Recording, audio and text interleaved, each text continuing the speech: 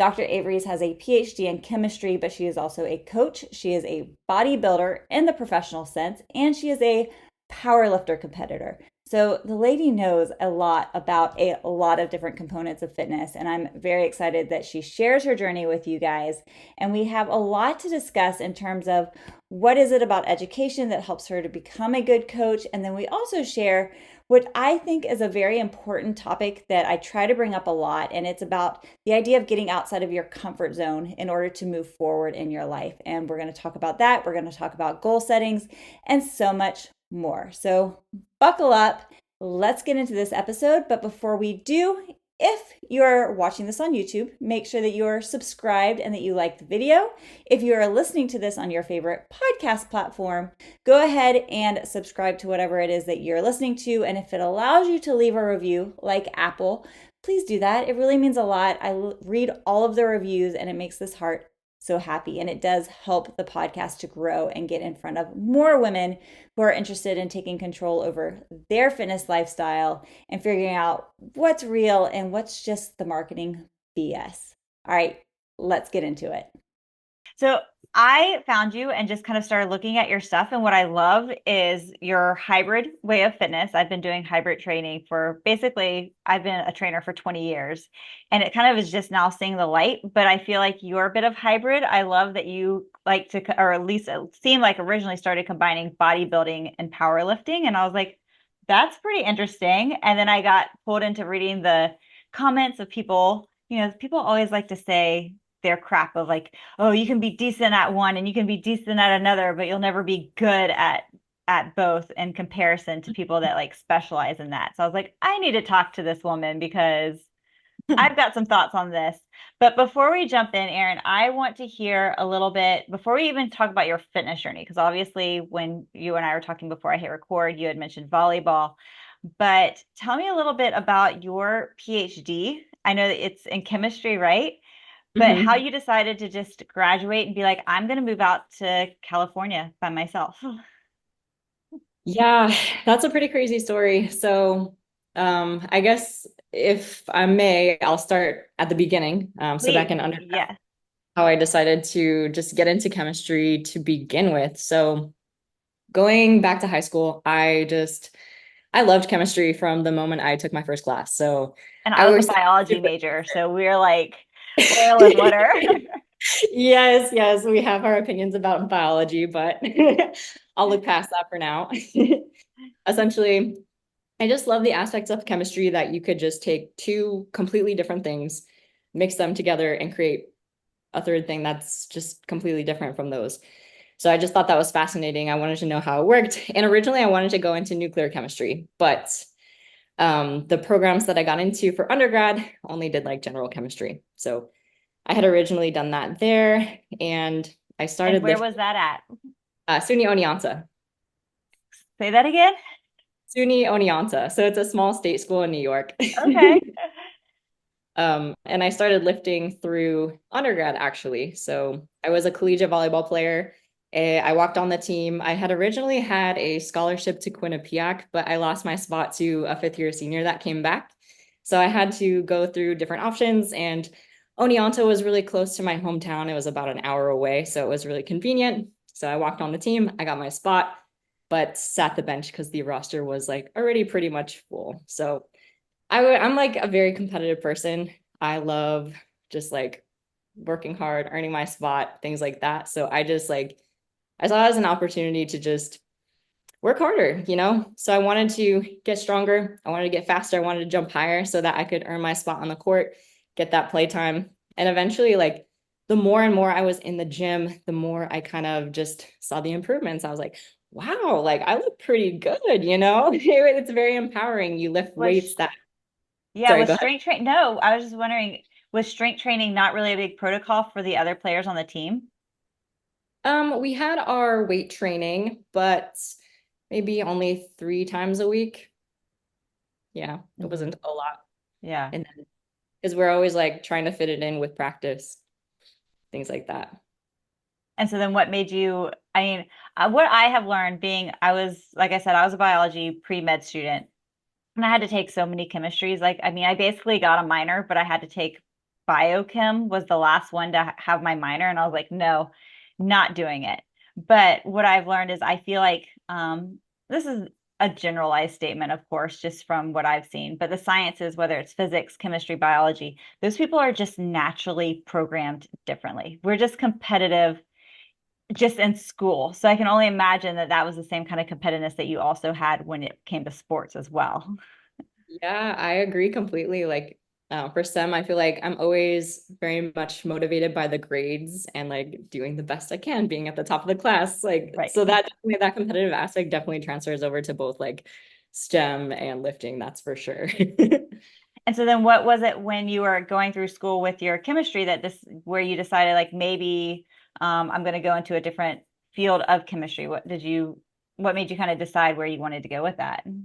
Yeah, so it was pretty daunting. As I mentioned before, I wanted to do nuclear chemistry, but there's really just no opportunities. So actually, Really? I mean, where I was from, Oh, okay. there's like a lot of upstate New York, not a huge Nuclear power plants. yeah, exactly.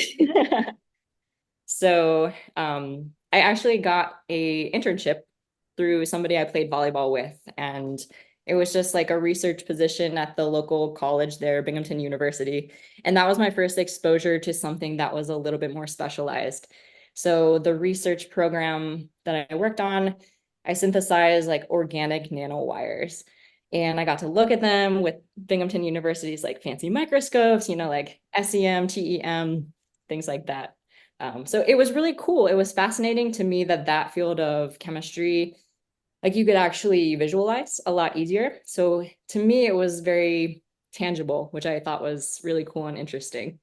That's like the one thing, and I think that biologists will say that that's what makes chemistry so hard is that it's not tangible. You can't see anything. And like just trying to figure out bonds, I'm like, I just could not do it. What happens if you add sodium to this bond? I don't know.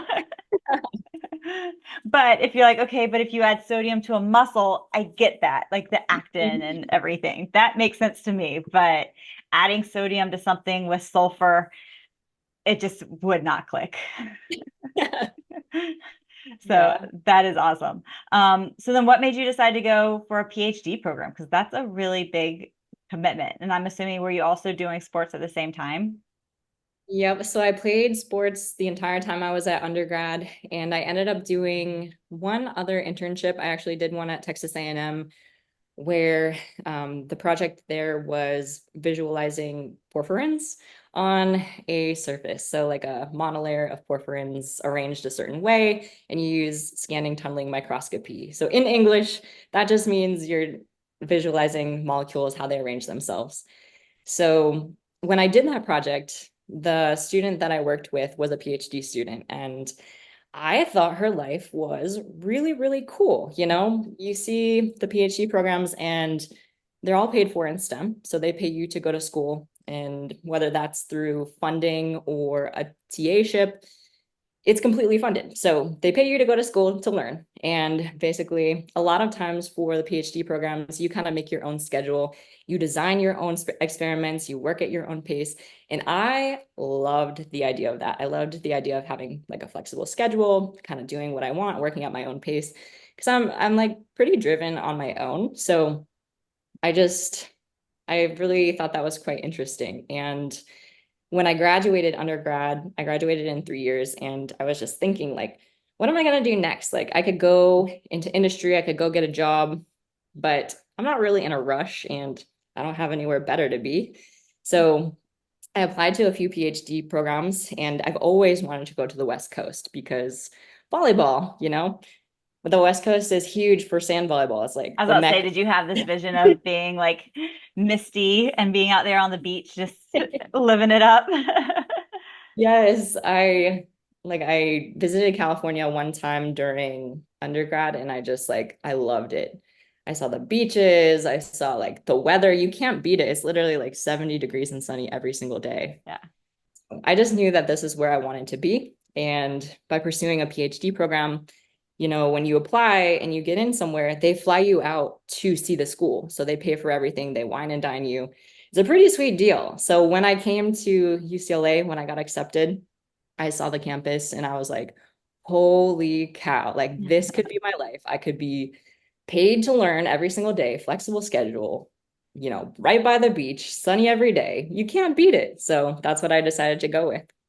Wow, I'm sure that was super, super scary. And I wanted to just kind of share that journey because I know that I was reading up on you saying that you knew no one at California at the time. You just kind of took a leap of faith into this lifestyle. And I think that's really important for people to hear, no matter where they are, whether they're 22 years old or 40 years old, that do something scary because you never know where it's going to take you. Yeah, it was terrifying when, like, I knew that I wanted to be here out in California, but, I have my entire life on the East Coast. Like, that's where all my family is, that's where all my friends were. I had a long-term relationship at the time. I think we had been dating for like 3 years, and I just knew that I wanted to be here, and I decided to leave everything behind. And I didn't know anyone. I didn't even know my roommate when I finally flew out to California. I literally was dropped off via taxi with two suitcases on the side of the street, and I went up to go meet my roommate. So, how did you start to find your community, or was it just based at first through the chemistry program, or did you look to fitness or going to a gym to help start to figure out who you were in California? Yeah, so it's kind of cool because when you come out and you have such a fresh start like that, like you don't know anyone. You get to rebuild yourself, and you can rebuild yourself to any version you kind of want to be. So for me, how I met a lot of people was first through chemistry. So naturally, I am very introverted. It's very scary for me to go to events and talk to people. So I had to really get out of my comfort zone. So I literally said yes to every single opportunity that came to me, which again was super uncomfortable. And that's how I met a lot of people to begin with. So I started like just meeting people in the chem department, making friends that way. And then of course, like now that I've already established that habit of going to the gym every day, that's where I also met a lot of my friends too. Hmm. And so then what was the next thing? You go through chemistry, you get your PhD, and you're the first person in your family, right, to get their PhD. Congratulations. And obviously, and maybe you do, I don't know, just from what I've learned about you, unless you have another job, you are not in the chemistry field right now. Is that right? That's correct. Yeah. So what made you pivot and then go towards more of the lifting lifestyle and decide to do something like She Lifts Academy?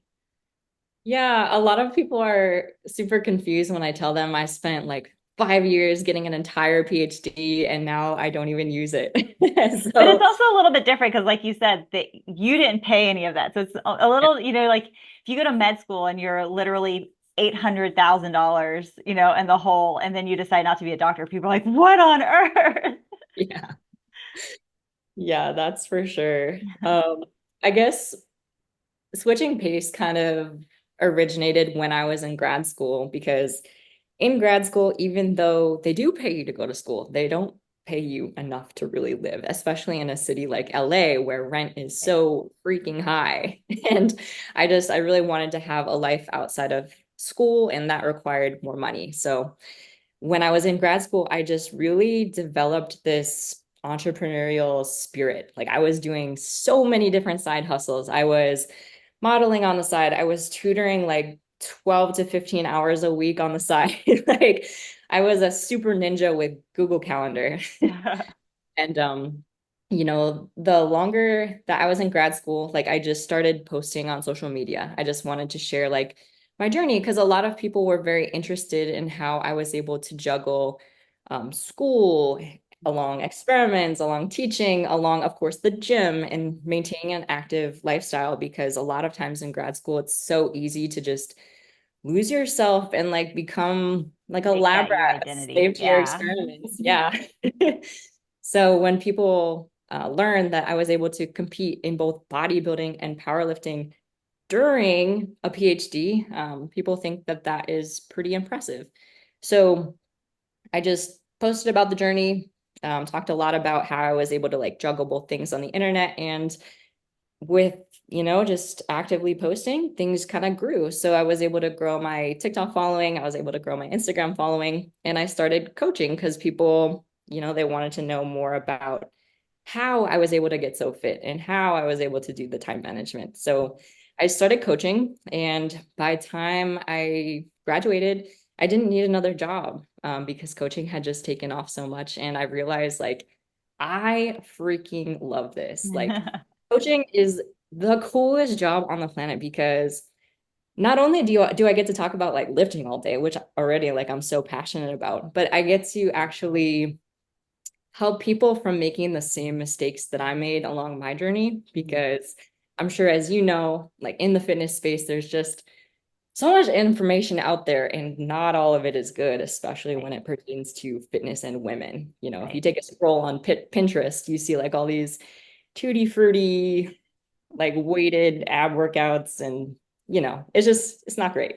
Right. So, Everyone either tries to make it seem like it's super, super complicated or like it is super, super easy when somewhere in the middle. And it comes to having a really good coach to kind of dig through all of that and also take away that thought of like there's so much information that you end up doing nothing, the paralysis of it all. And so yeah. that's awesome that you were able to find it. I'm kind of curious with your uh, or your chemistry background and your education, what did you learn through that program that helped you to become a better coach, whether it's time management or talking to people in general? What kind of things did you pick up from your education that can deliver into your fitness world as well?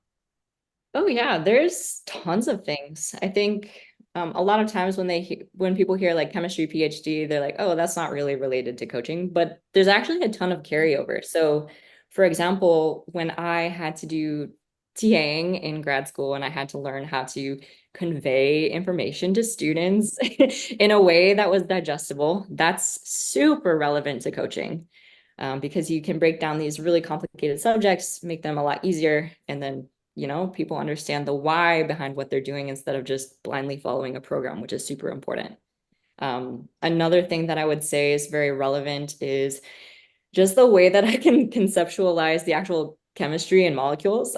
So, for example, like with nutrition, as you know, like things can get very complex when you're reading the scientific literature. Mhm. So, just being able to have like a general base of information on that deep level helps me really synthesize the literature, keep up with everything that's going on, and just stay up to date. Because I feel like a lot of trainers, maybe they get their like NASM certification and that's like the extent of their education. But Right. coaching is just like so much more. There's always new studies coming out. There's always, new information that's like super important to keep up with. There's always, I mean, like I said, I've been now training for 20 years. And when I first started training, it was when you squat, you need to keep your knees over your ankles. There shouldn't be that forward extension. And I mean, just in that 20 years, and if so you were just to get your certification and run with it, it's not going to help anybody nowadays. And I'm still getting people that ask questions like, when I squat, is it okay to do this? When I push up, where should, hand position used to be way out here. And now we're like, no, you need to bring it in. And I can only imagine in another 20 years what it's going to look like. Yeah, it's really cool. I think that part is very exciting. For sure, absolutely. And I'm like I said, I'm 40 and my mom still does the same thing. Like, oh, we're so glad that we sent you to college and you don't use your degree. And I'm like, I was a biology major. Like, I understand physiology really. I use that literally every day of my life to this day. Exactly.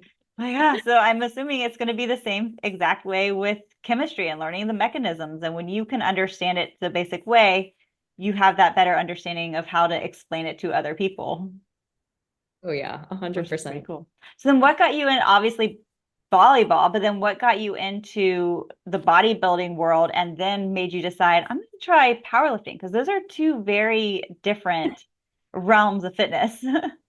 Yeah, definitely. So when I started lifting originally to get better at volleyball, I just ended up spending more and more time in the gym because like eventually it just became kind of like my escape from, those busy long days in lab and it's just like a good mental refresh. Like, you spend 8 hours of studying and you're like, oh my gosh, I can't even see straight anymore. And then you take that gym break and you're like, ooh, I feel so much better. Right. So I just loved the gym. I followed a lot of fitness pages on Instagram, like literally at the beginning of Instagram, like 2013. And I Mhm. saw like a lot of these competitors, especially like with bikini. And I would follow them, I would watch them compete and see like their stage photos. And I'm like, oh my gosh, like you can be muscular and still feminine. Like they have such a beautiful shape. You know, they have like glutes, they have a tight core. So it's just like to me, it was such a beautiful look. And then showcasing it on stage, you know, with that nice dark tan, that super glittery bikini. It was just like such a beautiful way to showcase femininity alongside strength and muscularity. And I just saw these girls doing this, and I'm like, wow, I want to look like that.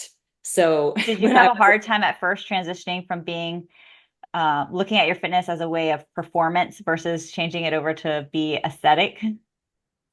I don't think so because I was such a blank slate in the gym at that time. Like I literally knew nothing. Like even though Mhm. I was in the gym consistently, the workouts that I would look back on what I did now, I would be like, oh gosh, that's terrible, you know? So I did end up hiring a coach my sophomore year of undergrad. I literally just Googled NPC bikini coach, and she was like the first one that came up. And looking back, maybe I should have done a little bit more research, but it was such a young field at the Yeah, time. you don't know. You don't know Yeah, what you don't know. exactly. So my first prep, I was literally like eating 800 calories a day, super strict meal plan in the Dang. dining hall. I literally brought 50 my grams of carbs a day. 2 hours of cardio. But I did it. I stepped on stage and I loved it. So I just like really got the bikini bug then, and I did, I think, 3 or 4 more shows with different coaches, so I could like learn a variety of different tactics and education. And the longer that I was kind of training and the more comfortable I became with all of like the bigger compound movements, the more I found it very fun and fascinating to lift heavier. So for me, like was actually like my first fun movement. I was like the day that I put on like the big plates, you know, I put Mhm. a 135 on the bar. I was like, that was one of the best days of my life. Like, That's wow, I'm awesome. so strong. Yeah. And you know, that confidence, that empowerment, it transfers over into all areas of life. So it just, I loved how I felt. I loved, you know, the confidence. And it was really addicting. So I wanted to do more. I wanted to see how strong I could get. And that's where I kind of shifted direction and decided to do my first powerlifting meet. And then have you done bodybuilding since then? Do you flip-flop between the two still, or do you like to focus on one over the other? Yeah, that's a really good question. Since then, I've done, I think, 13 bodybuilding shows and 5 powerlifting meets. And I would kind of flip-flop back and forth pretty frequently at the beginning. So, like every off season for bodybuilding, when I was eating more and feeling strong, I would do like a powerlifting meet. Mhm. And then I would kind of get tired of being a little bit fluffier and want to cut for bodybuilding. So it was just kind of like this cycle of dieting down, getting strong Bulking again, up. dieting Mhm. down. And But isn't eventually, that kind of the natural cycle of most bodybuilders anyways, in order to like to help keep themselves as healthy as possible? Like obviously you're so lean when you go on stage that you can't manage that year round. So I was kind of interested to know because I did figure when I was 20 years old. So that was obviously a very, very long time ago. And I've never done powerlifting. But you would think that they kind of go hand in hand because during that like off season from bodybuilding, if you're doing powerlifting, you are working on strength, you're bulking up, you're adding on more mass. So then when it's time to lean out again, it's not as if you're starting back at zero. So why would people say that's not a good combination to do? yeah, that's also a really good Uh-huh. question.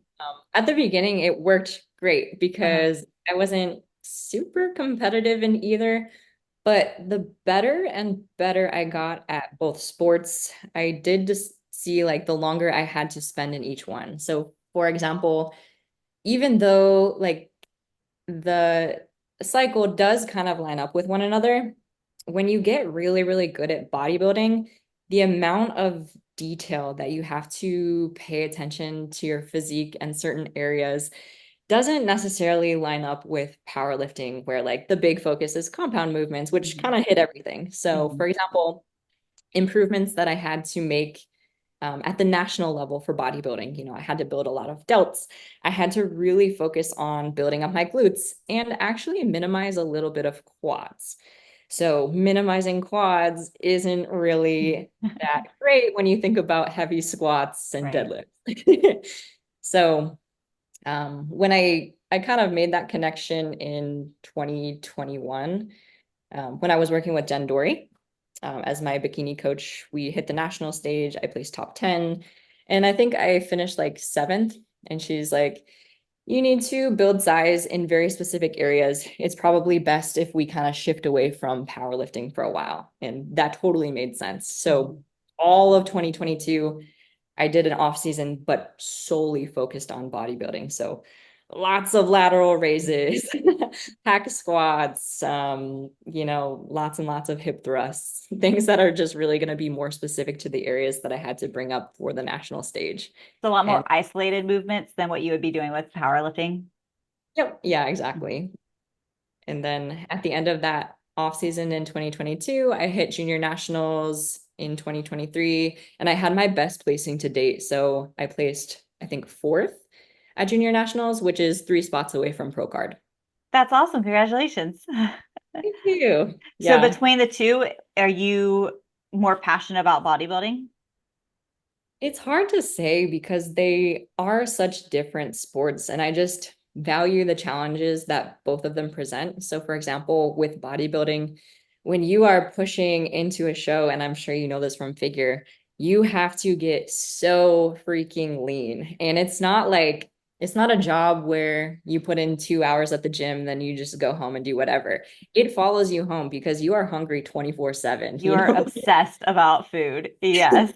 I remember my coach told me before like right at the start of our training, he was like, when you walk on stage, I expect every part of your skin, of your body to be like pinching the back of your hand. And I was Yeah. like, oh God, okay. Exactly. Yeah, you get veins in places you never knew veins existed. For sure. And for Um, a lot of people, it's also hard mentally because you obsess so much about food. So if you're really, it doesn't sound like you had ever had to deal with this, but I had to battle with eating disorders when I was in college. So then basically going into something like figure was just justifying that it's okay to have an eating disorder for me personally. You know, it was like, oh, this is what I'm supposed to do.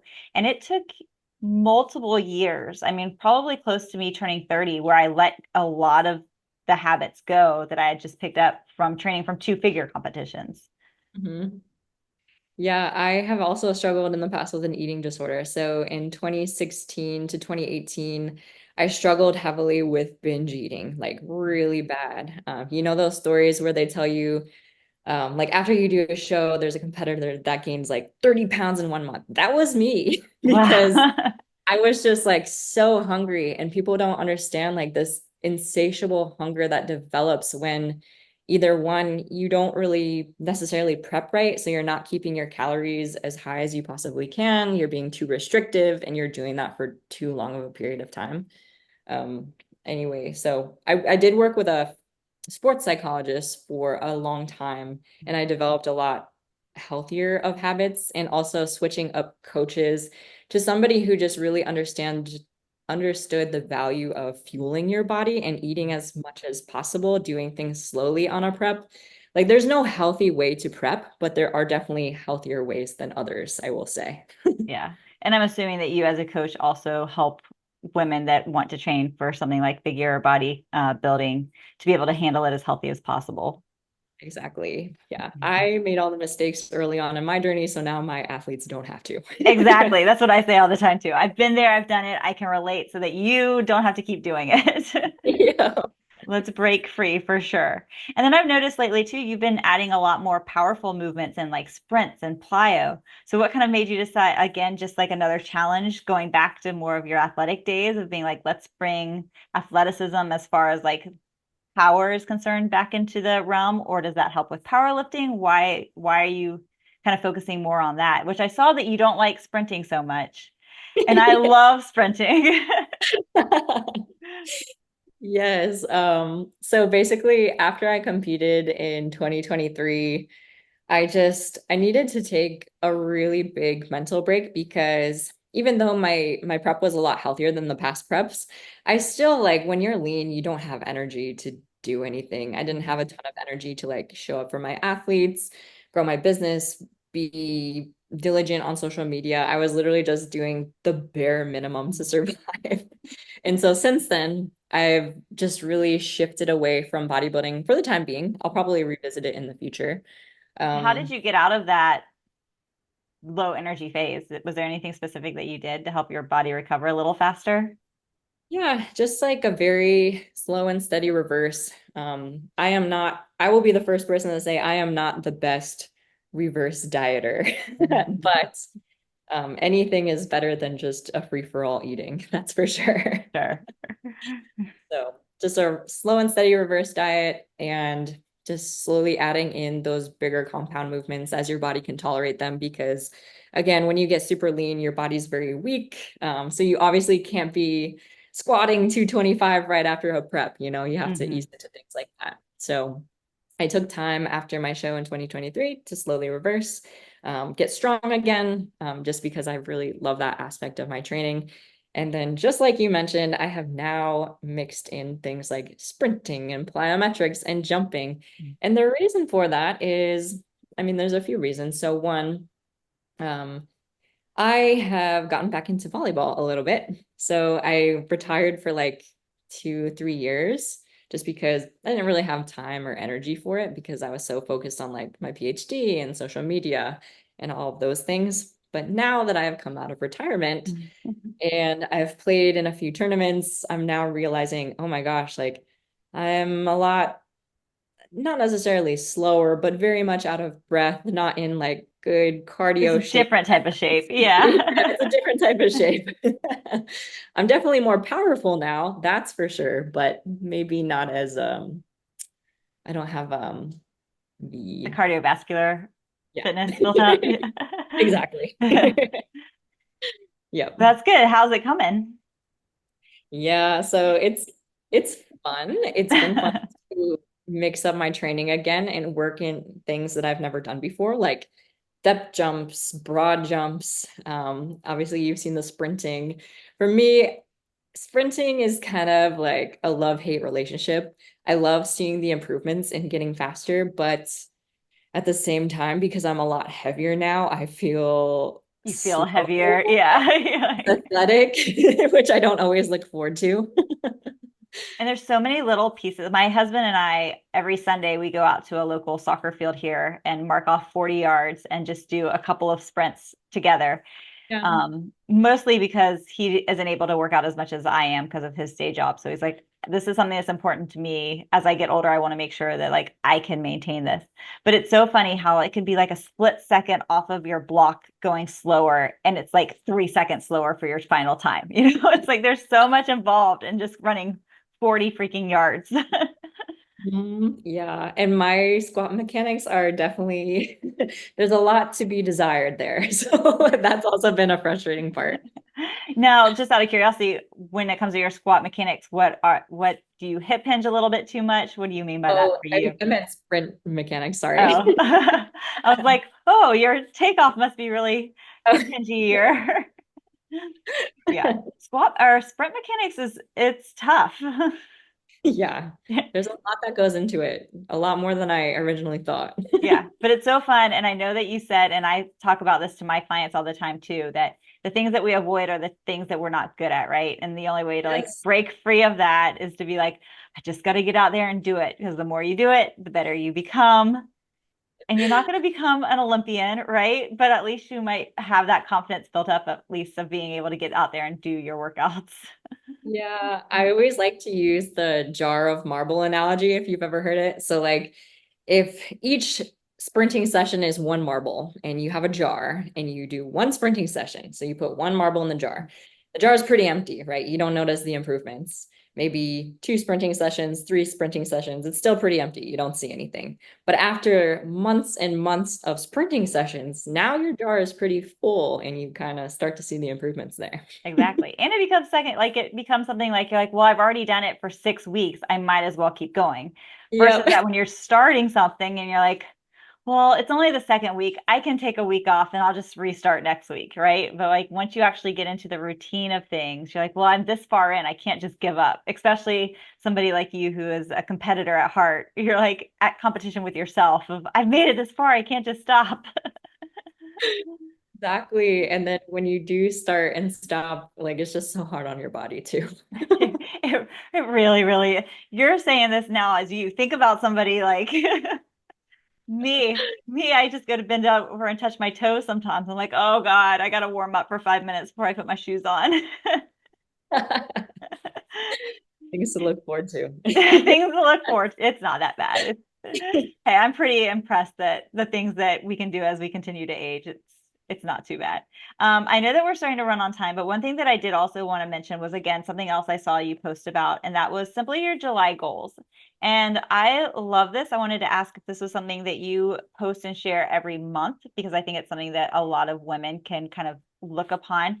And I love how you're not so specific. You're like, hey, I'm going to do 4 workouts per week. You don't say I'm going to work out Monday, Wednesday, Thursday, Saturday. It's a very generic list of goals, and either you do them or you don't. But I also feel like you give yourself some grace in your goals to be able to change your schedule around if you need to, or tweak some things if you need to. So I'm kind of curious of how do you come up with your goal list? And do they carry over from one month to next month, or do you have to come up with brand new goals every month? Yeah, that's a great question. So, circling back to the 4 workouts a week thing, that's actually something that kind of originated during my PhD, where I was just putting too much pressure on myself if I had this strict like Monday, Tuesday, Thursday, Friday split where I couldn't diverge from the days. But, if you're running a 14-hour experiment on Tuesday and you can't go to the gym, you're going to beat yourself up if you're feeling like you're failing constantly. So I like having something that's a bit more flexible. I always call it like a flexible split where as long as I get all 4 days done by the end of the week, that's a win. Mm-hmm. And that allows me a lot of like flexibility, especially with running a business, where I have those 14-hour workdays still if I get like super in the zone. So I think flexibility with goals is extremely important just for one, longevity, and two, sustainability. Because we're in this for the long haul, right? I want to be 40 and still working out. Oh, that made it sound so old, but yeah, for Not sure. that far behind you.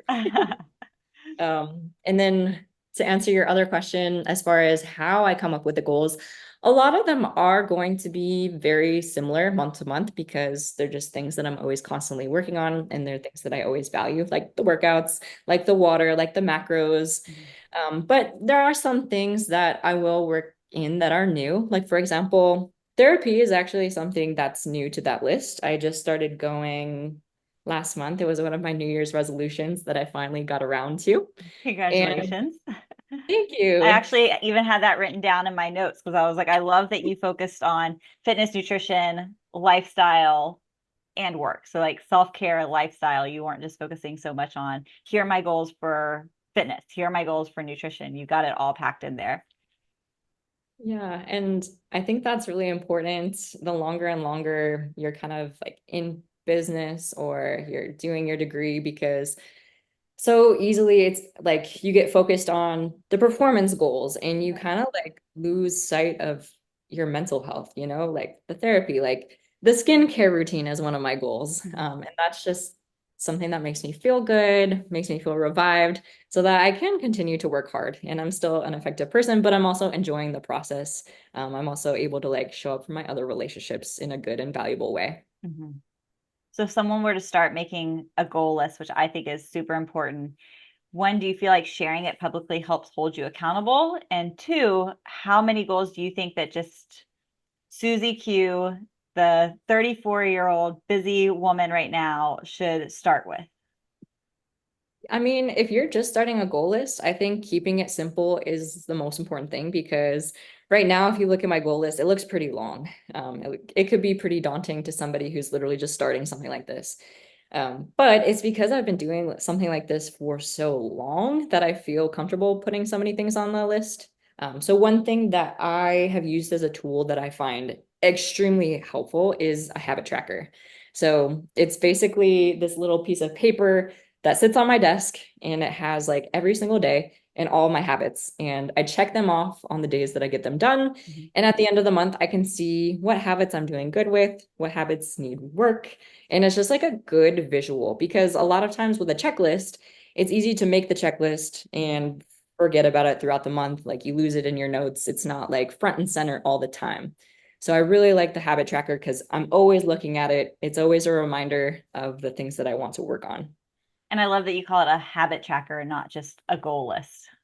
Like these are Yeah. things like you're trying to work in every single day, which, all right, let's stop calling it a goal and call it a habit. You're making Yeah. it a part of your lifestyle. I love that. And as far as you saying, like, oh, the list can look really long to someone that's new, yes. But if you break it down, I think it looked like there were maybe 3 or 4 fitness goals, 3 or 4 nutrition goals, 3 or 4 lifestyle or self-care goals, 3 or 4. So it really, when you break it up like that, you're like, okay, that's kind of just a general day because every single day we should be doing some sort of movement, some sort of nutritional health for our bodies, right? Fueling ourselves the right way. Obviously, work because we got to pay the bills. And then, yeah, you should focus on self-care every single day in some manner. Yeah, I couldn't agree more. So I love that. So, what's your favorite one from this month that you're trying to focus on? That's a new Ooh, one.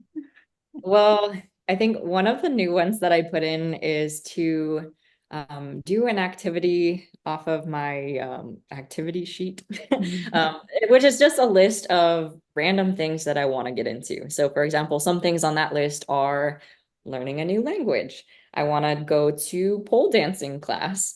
I want to go to an improv class. So it's just a list of things that, I'm not like doing right now or all at the same time, but they're things I want to eventually do. Mhm. So chopping that up into like one thing per month is more digestible Right. than doing them all at once or just like going through phases where you're super inspired and you do like 10 things at once. So focusing on one thing. I haven't picked that thing yet. I think maybe it's hard because I'm going away for a cruise for 2 weeks. So I might do the language. That one sounds good. And I was just thinking too, someone who says that they're an introvert, you're naming all these things that are going to be very exhausting if you were to do them all at once. Yes, 110%. I was like, yeah, pole dancing, that would be great. And then some of the other ones, I was like, yeah, but I got to do that. Just that would be one week, and then I'm going to have to wait for a while to re-energize myself to do something with that many people again.